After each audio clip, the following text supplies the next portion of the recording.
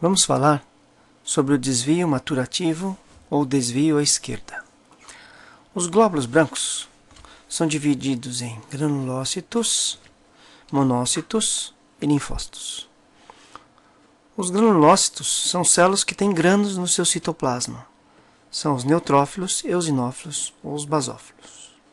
Os monócitos se tornam macrófagos nos tecidos. Como é que a gente lê o leucograma? Bom, a gente vê o número de glóbulos brancos total, que significa o quanto que tem daqueles leucócitos por microlitro de sangue. Depois nós observamos o que a gente chama de contagem diferencial. Então, a porcentagem dessas células no total desses glóbulos brancos seriam 100%.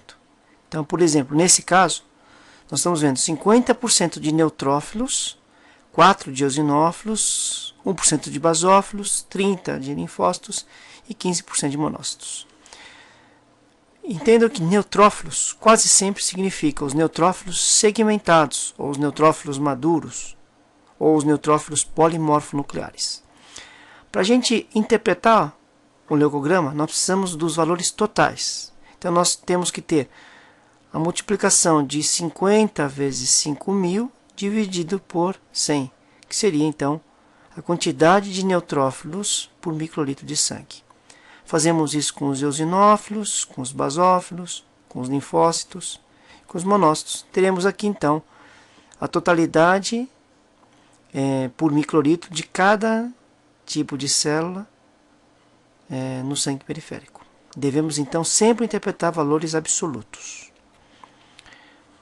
Com relação aos granulócitos neutrófilos, eles são produzidos a partir da stem-cell, que dá origem a uma célula tronco progenitora, e por sua vez vai se transformar em meloblasto, que se divide e forma promelócitos, que se divide em forma mielócitos, que se divide em forma metamelócitos, que amadurecem para bastonetes e que por sua vez amadurecem para neutrófilos maduros.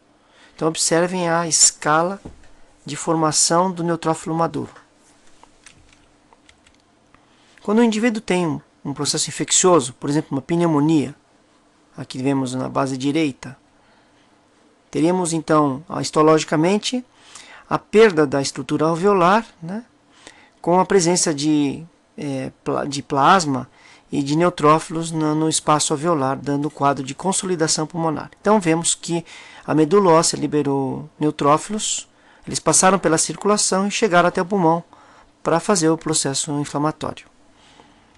Então, o que nós vemos no hemograma é exatamente essa passagem da medula óssea, né, a passagem das células da medula óssea em direção aos tecidos, através do sangue. Então, é isso que nós vamos ver no hemograma.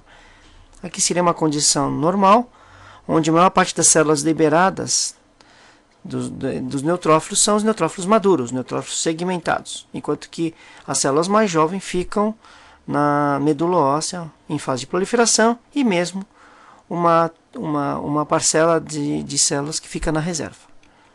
Quando acontece o processo inflamatório, o tecido libera mediadores que aumentam a liberação dessas células da medula óssea de reserva, o que acaba então provocando uma leucocitose, primeiramente às custas de células maduras. Juntamente com o processo inflamatório, nós temos o aumento da produção dos granulócitos, quer dizer, então, juntamente com a liberação da reserva, nós vamos tentar produzir mais células granulocíticas. E, por sua vez, com a manutenção do processo inflamatório, depois da liberação das células mais maduras, nós vamos ver a liberação por parte da medula óssea de células mais imaturas. É isso que nós chamamos de desvio esquerdo, ou desvio maturativo. Então, a presença de células granulocíticas mais jovens do que os neutrófilos. Bom, como é que nós podemos ver no hemograma essa alteração? Vejamos nesse caso aqui, esse paciente com pneumonia está com 20.000 glóbulos brancos, com 70% de neutrófilos segmentados e 10% de bastonetes. Se a gente vê o cálculo absoluto, vemos que o número de segmentados está bem aumentado, então isso é uma neutrofilia.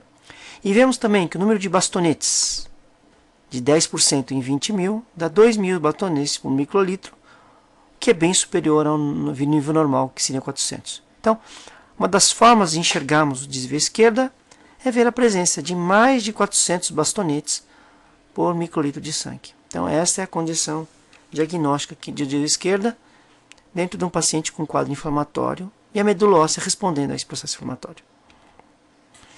Se a gente observar fases mais posteriores de um processo inflamatório, inclusive de um processo inflamatório que se torna mais grave, nós vamos verificar que além da neutrofilia, da leucocitose, neutrofilia e do desvio à esquerda por bastonetes, também vamos ver presença de células mais jovens que os bastonetes, os metamielócitos e os mielócitos.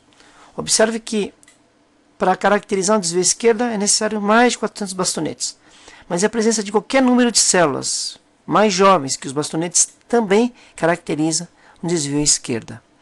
Nesse caso, nós estamos vendo desvio à esquerda até mielócitos, eventualmente podemos ver até promielócitos e algumas situações mais graves até blastos, até mieloblastos. Mas nesse caso estamos vendo uma quantidade aumentada anormal de mielócitos, produzindo 1000 mielócitos por microlitro, 2.000 metamielócitos, 4.000 bastonetes e 10.000 segmentados. Observem que esse desvio à esquerda ele é escalonado. Isso é, nós temos a presença de células jovens, mas há um escalonamento. Há preferencialmente as células mais maduras e em menor proporção células mais jovens.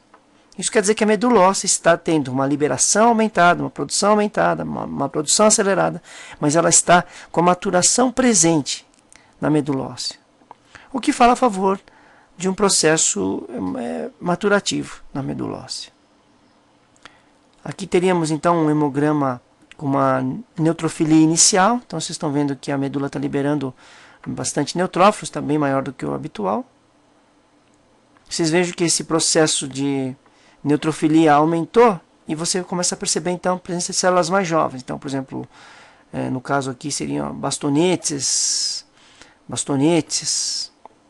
aqui bastonetes também, aqui já um mielócito, provavelmente um promielócito aqui até pelo tipo de grânulo, aqui um bastonete. Então vocês estão vendo um desvio à esquerda, um mielócito aqui, um desvio à esquerda escalonado. Então existem células jovens, mas existe um predomínio das células mais maduras em relação às células mais jovens. Nesse último caso, nós teríamos um quadro bastante anormal. Seria também um desvio à esquerda, mas às custas de blastos, então de mieloblastos.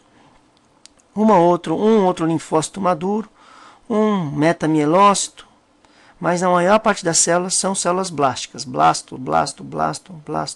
Então, a grande parte dessas células são blastos. Então, a desvio à esquerda, só que é um desvio à esquerda típico das leucocitoses das leucemias agudas. Então, nesse caso, nós teríamos uma porcentagem muito aumentada dos mieloblastos. E vejam, a ausência da maturação observada, por exemplo, no desvio à esquerda escalonado. Então, este é um desvio à esquerda não escalonado. E vejam que há um buraco maturativo, o que a gente chama de um hiato leucêmico. Então, esse hemograma, no caso com uma leucocitose, com desvio à esquerda não escalonado, com esse hiato leucêmico, é característico das leucemias agudas e das mielodisplasias. Então, é bastante diferente do desvio à esquerda que vocês viram anteriormente, que está associado mais aos processos inflamatórios. Inflamações por infecções ou por cirurgias, ou por outras situações. Bom, o recado era esse. Então, é importante a gente não se congelar na hora de que vê uma alteração.